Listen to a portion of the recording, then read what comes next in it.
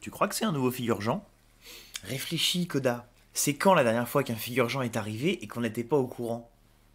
Jamais. Exactement. Et puis regarde-le bien, sa peau. Il a pas du tout l'air d'un figure-Jean. Alors c'est quoi, d'après toi? C'est peut-être un comme nous. Tranche-Tranche nous a dit qu'un comme nous était venu la voir.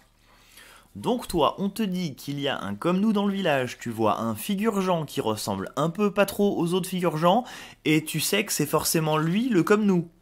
Oui, je le sais, c'est logique, Koda, voyons. C'est logique, Koda, voyons. Tu sais toujours tout, toi. On devrait t'appeler Débra, je sais tout, toi. Oui, je réfléchis et je sais des choses, c'est comme ça. Et pourquoi? Parce que c'est moi la grande sœur et toi le petit frère, Koda, je demande tout. Grande sœur, tu parles, on est jumeaux. Oui, mais je suis né avant, 4 minutes avant. C'est moi l'aîné, c'est comme ça. Si c'est un comme nous, tu crois qu'il aime jouer à Rosemois? Non. Enfin oui, peut-être, mais c'est mal poli alors. Nemo, qui avait l'impression d'entendre deux voix lointaines, très lointaines dans sa tête, fut réveillé en sursaut par une ahurissante quantité d'eau fraîche qui venait de s'écraser sur lui et ruisselait à présent sur l'ensemble de ses vêtements. Pendant un instant, il toussa, cracha, et eut l'impression horrible de se noyer. Face à lui, un petit garçon, cheveux longs et noirs, les yeux de la même couleur, se tenait les côtes, hilar. Une petite fille à l'air sévère, très semblable au garçon, mais blonde et aux yeux clairs, posa une main sur le plexus de Nemo. Il sentit l'air remplir ses poumons instantanément et sa panique le quitter. Puis la petite fille fit un geste impatient du bras en direction de son frère, qui s'envola subitement en criant tout en tenant son fou rire intact. Il retomba lourdement de l'autre côté de la place, mais, nullement blessé, se releva d'un bond et imita le geste de sa sœur. Une grosse masse d'eau compacte sortit toute seule de la fontaine, formant une bulle en suspension dans l'air avant de s'abattre sur la petite fille, éclaboussant Nemo au passage. Les lèvres toujours aussi pincées, elle joignit ses mains. L'eau qui ruisselait autour d'elle se mit à tournoyer en l'air, de plus en plus vite s'éleva, formant bientôt un nuage de plus en plus dense et de plus en plus sombre. « Ah non, Débra, t'as pas le droit de faire ça, c'est de la triche !»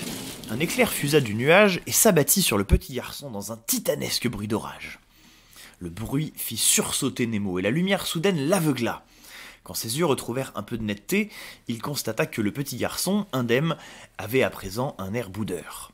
Et pour cause, ses cheveux longs étaient dressés au-dessus de sa tête, sa peau était toute charbonneuse. Il ressemblait soudain à une sorte de petit nain de jardin ridicule. Il toisa sa sœur d'un air contrit pendant quelques secondes, elle lui rendit sans ciller son air de défi, puis au bout d'un instant, ils éclatèrent de rire à l'unisson. « T'as triché !» bougonna tout de même le garçon en s'approchant, tandis que l'eau de la fontaine venait d'elle-même le nettoyer et tenter d'aplatir ses cheveux dressés. « Peut-être, mais toi tu as été mal poli avec un inconnu, répliqua-t-elle d'un ton égal, avant de se tourner vers Nemo. « Excusez-le, monsieur, c'est mon petit frère Koda. Il est... disons qu'il a du mal avec les limites. » En sachant qu'elle venait de lui envoyer un éclair en plein visage, Nemo trouva la remarque un peu osée, mais il se garda de le dire. « Et elle, c'est Débra, je sais tout, ma sœur jumelle. T'es qui, toi? T'es un comme nous ?» demanda le garçon. « Koda, on ne tutoie pas les gens que l'on ne connaît pas. »« Koda, je ne connais pas, imita-t-il. « Excusez-le, soupira Débra, se retenant elle-même de rire tant l'imitation était efficace. « Je m'appelle Nemo, juste Nemo, et vous pouvez me tutoyer, dit-il enfin.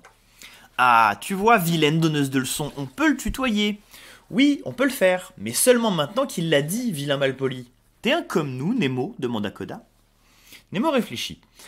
À en juger par l'apparence, ils étaient semblables, avec pas mal d'années d'écart. Aucun d'eux ne ressemblait aux étranges passants, gris et hagards, qui peuplaient le village, pas plus qu'aux outils animés de la forge.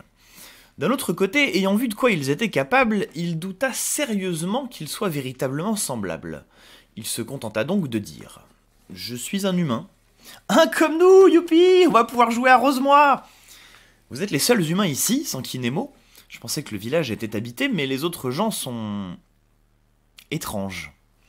C'est parce que c'est des figure-gens. Ils sont très gentils, mais pas très interactifs, compléta Débra. Enfin certains, la plupart, ça dépend. Mais ça, ils sont très gentils. Tu as faim, Nemo ? Oh, moi j'ai faim, on va manger, coupa Koda. Nemo se releva lentement, constatant avec étonnement que ses vêtements étaient déjà secs. Il faisait nuit noire, il se demanda où diable ses enfants prévoyaient de manger à une heure pareille, mais il réalisa qu'il avait faim aussi et décida de garder la remarque pour lui. Tout le long du chemin, ils ne cessèrent de se chamailler et d'éclater de rire. De rires si semblables qu'une oreille inattentive les aurait confondus en un seul. Nemo sourit. Il les avait enfin trouvés. Ou plutôt, eux avaient fini par le trouver lui. Alors qu'il traversait le village, Nemo constata qu'il était loin d'être totalement endormi, et ce malgré l'heure tardive. Des passants, certes plus rares qu'en pleine journée, continuaient d'en arpenter les rues avec leurs yeux vides et leur démarche hagarde. Koda et Debra avaient un mot pour chacun d'eux, ou à minima un petit geste gentil, et tous répondaient à leur manière. Pour certains, avec un sourire discret, pour d'autres, avec leurs phrases fétiches. Chacun et chacune semblait en avoir une, remarqua Nemo, mais beaucoup, ceux qui avaient rendez-vous à la forge prochainement sans doute, la prononçaient de manière inintelligible. Tous trois arrivèrent enfin face à la terrasse que Nemo connaissait déjà bien pour y avoir pris ses 2 derniers petits déjeuners. Les enfants se ruèrent comme un seul en direction d'une table ronde, où ils semblaient avoir non seulement leurs habitudes, mais même leur place attitrée. Le serveur habituel vint les voir rapidement et leur servit sa phrase habituelle en remplaçant le petit déjeuner par le dîner. Il leur apporta rapidement de la soupe, 2 belles miches de pain, des œufs, de la viande séchée et du riz, ainsi qu'une énorme carafe d'eau en forme de gouttes translucides. D'un geste désinvolte, Koda fit s'élever toute l'eau en une bulle sphérique qui resta en suspension au-dessus de la table. « Koda, on ne joue pas arrose-moi à table, repose ça tout de suite ou je te fais voler. » Debra leva les yeux au ciel d'un air exaspéré qui sembla beaucoup trop adulte pour son âge aux yeux de Nemo. « Comment vous faites ça ?» demanda finalement ce dernier. « Ça quoi ?» répondit Koda en laissant l'eau s'écouler à nouveau dans la carafe. « Ah ça ! Tu sais pas faire ça, toi ?» Nemo haussa les épaules. « Tu vois que c'est pas un comme nous » siffla Koda en direction de sa sœur. Celle-ci répondit avec patience. « Ce n'est pas parce qu'il ne sait pas faire ça que c'est pas un comme nous, Koda. Il sait sûrement faire autre chose. » « Tu sais faire quoi, Nemo ? Dis, tu sais faire quoi ? Tu sais faire quoi ? Tu sais faire des flammes. Paraît qu'il y a un vieux bonhomme tout gros qui sait, mais t'es pas vieux et t'es pas si gros. »« Koda, c'est mal poli !»« Je ne sais pas, dit simplement Nemo. L'eau vous obéit, c'est ça ?»« À Koda seulement, expliqua Debra. Mais elle ne lui obéit pas vraiment. Il lui demande de faire des trucs, et si ça l'embête pas trop, l'eau le fait. C'est tout. Et toi, c'est pareil avec l'air, devina Nemo. Oui et non. Enfin, oui, je peux lui demander de souffler très fort dans un sens ou dans l'autre, de se réchauffer, de se refroidir, ça dépend. Et la foudre, comment tu as fait ? Ça ! Oh ! J'ai appris, expliqua-t-elle avec modestie. J'ai trouvé un livre à la bibliothèque qui parlait des nuages d'orage, alors j'ai essayé d'en fabriquer et puis j'ai fini par y arriver.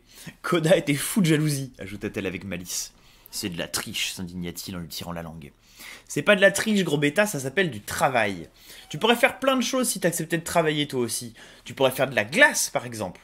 Je m'en fiche de la glace. Fabriquer des glaces à la rigueur, ça me plairait. Mais de la glace, pourquoi faire ? Des châteaux de glace ? C'est incroyable, laissa échapper Nemo pour lui-même. Les 2 enfants rayonnèrent. Debra prit la main de Nemo et le regarda d'un air étonnamment maternel. « Je suis sûr que toi aussi tu as un ça. Tu l'as juste pas encore trouvé. Tout le monde a des talents, faut juste les découvrir. » ajouta-t-elle avec un regard moqueur pour son frère. « Et les travailler. » Koda lui tira la langue de nouveau et remit l'eau de la carafe en suspension au-dessus de la table. Bientôt, il lui donna la forme d'une sculpture animée.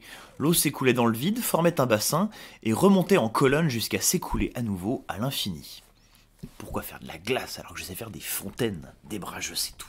Le serveur vint les resservir et, semblant voir l'eau en suspension, commenta. « Fontaine, je ne boirai jamais de ton eau. Même si elle est gratuite aujourd'hui et sera 2 fois plus chère demain. »« Que sont-ils » questionna Nemo une fois qu'il fut reparti. « Les figurants, ils sont, disons, comme nous, mais pas vraiment comme nous, tenta Koda. C'était des gens avant, compléta Debra. Et puis ils ont commencé à changer, à devenir des figurants. Tu veux dire à regarder dans le vide, à répéter les mêmes phrases en boucle, tout ça ?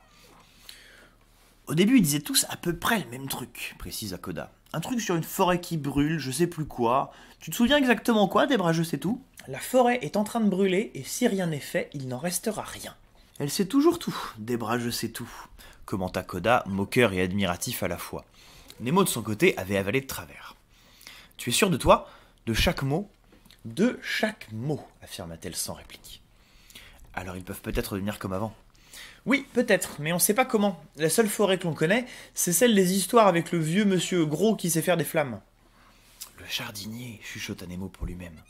Cela expliquait au moins pourquoi allumer un feu avait été si simple pour le vieil homme et si délicat pour lui.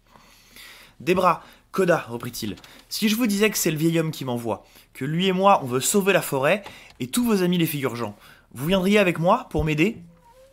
Constatant qu'ils étaient dubitatifs, il se décida à tout leur raconter, depuis son arrivée dans la forêt, le lac de Belle Étoile, le bulbe géant et le ramassage du bois.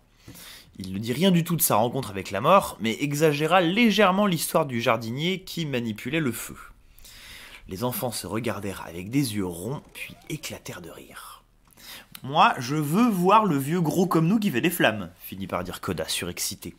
Des bras toujours hilar finit par se calmer et par dire « Je veux bien te croire, Nemo, mais je sais pas si on devrait. »« Si on devrait ?» s'étonna-t-il. « Qu'est-ce que tu veux dire ? Tu veux pas que les figurgents redeviennent des gens ?»« Si, bien sûr, moi je voudrais. Mais eux, est-ce qu'ils le voudraient ?»« Ils en savent rien, des bras je sais tout, c'est des figurgents, je te rappelle. »« Je le sais, gros bêta, mais ils ont l'air malheureux, tu trouves ? Tu te souviens comment c'était avant, quand les gens se disputaient, et se battaient, et se détestaient, et se tuaient même des fois ?» Nemo n'avait pas pensé à ça. En apprenant le lien entre la forêt et le village, il pensait que les convaincre serait facile. Il dut admettre que des bras marquaient un point. « Écoute, » commença-t-il, choisissant ses mots avec précaution. « Il est possible que tu aies raison. Il est possible que les figurgents soient plus heureux aujourd'hui qu'ils sont privés de lucidité, disons, et je ne sais pas si c'est une bonne chose de la leur rendre, conseilla-t-il. Je ne sais pas, en outre, s'ils vont réellement redevenir comme avant.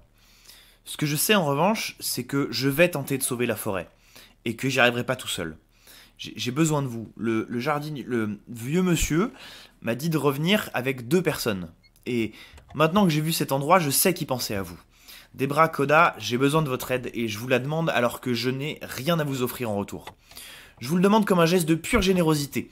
Mais je vous promets que si on arrive à changer les choses, si les figurgents redeviennent des gens et qu'ils se battent et se disputent et se tuent à nouveau, je vous promets que je paierai ma dette en vous aidant. Je vous promets que je reviendrai ici avec vous pour améliorer les choses.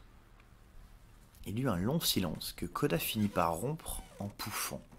Ça fait beaucoup de mots compliqués. Pour une fois, des bras ne rit pas. Elle semblait réfléchir et formula très lentement. Tant que les figurgents ne sont plus des gens, ils ne sont peut-être pas malheureux, mais ils ne peuvent plus progresser. Juste être réparés. Je ne sais pas si on peut être heureux quand on ne peut plus progresser. Je crois que moi, je serais malheureuse. On vient avec toi, commença à chanter Koda. J'ai pas dit ça, gros bêta, je réfléchis. C'est tout réfléchi, idiote de grande sœur. Moi, je veux voir le vieux gros comme nous qui fait des flammes. Et si j'y vais, tu vas devoir venir, sinon je risque de faire plein de bêtises à chaque fois que je verrai de l'eau. Elle eut un drôle de sourire à la fois contrit et sincèrement affectueux. Pour sûr, gros bêta, ce serait irresponsable de plus te surveiller. Et puis, ajouta-t-elle avec douceur, je crois que je finirai par m'ennuyer toute seule ici avec les figurgents. Alors tu viens ? Demandèrent les 2 garçons à l'unisson. Alors je viens, sourit-elle. Youpi, on va voir le vieux gros comme nous qui fait des flammes et des bras, je sais tout, viens avec nous.